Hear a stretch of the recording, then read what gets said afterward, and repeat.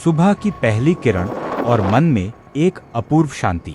हम दोनों चाचा और भतीजा सुबह सुबह बड़े उत्साह के साथ तैयार हो गए, क्योंकि आज पवित्र श्रावण मास का पहला सोमवार है।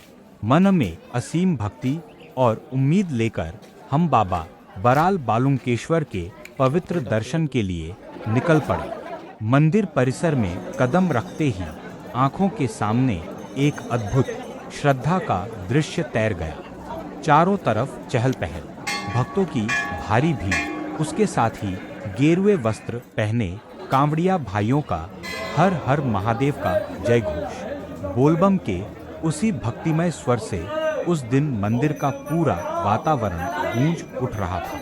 श्रावण सोमवार की इस पवित्र तिथि पर बाबा के शीश पर जल चढ़ाकर खुद को धन्य करने के लिए सभी के मन में एक आकुलता थी।